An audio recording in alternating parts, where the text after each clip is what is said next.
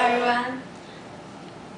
As a topic, the women's movement are more popular now. For a long time history, the activity has changed to something for women in family responsibility, education, and employment. However, some countries have been successful with it, some have not. Hence, here are some examples which demonstrate the different situations for women's movement in some countries. Today we will give you an introduction about women's movement in three countries: China, the United States, and Japan. Candy is the first one to give you the broadcast. She will give you some information about Chinese women's movement. Enjoy it. Now I want to talk about the Chinese women's movement. Look at this picture. You can see this woman's feet are very terrible.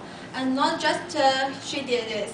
Almost all the women did this about 100 years ago. Unbelievable! Why they did this? Why?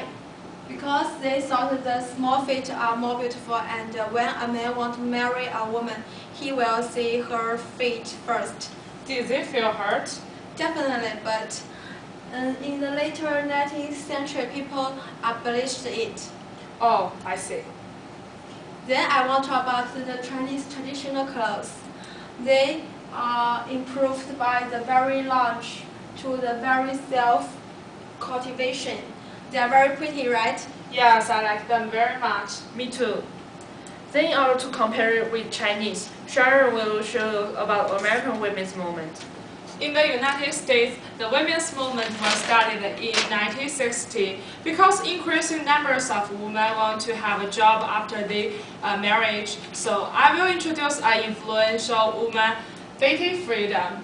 As a powerful activist for women's rights, she published the Phenomena Mystics. What's that? Oh, it's a book he wrote in 1963. It talks about a group of higher education women's family life after war. And she believed that they should not limit themselves only to find a husband and have baby. They should seek for their own personal identities. So compared with Chinese women's movement, only this book can explain American women's movement? Oh, good question. Actually, it is only a stepping stone. But Betty Friedan is the woman who broke the tradition.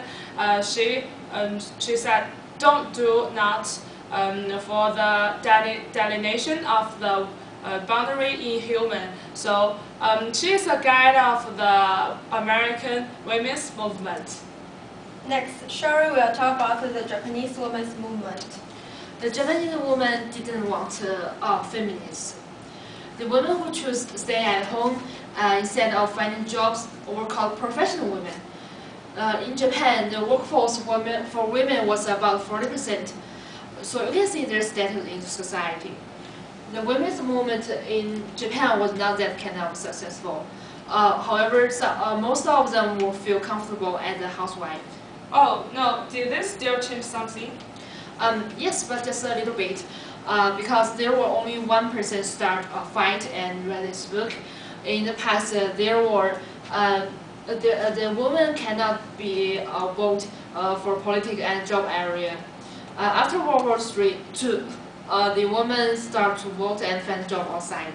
How do you think of the Japanese woman? I think they should discard the old thoughts, and women and men needed to cooperate together, and women should fight for their rights and become equal with men.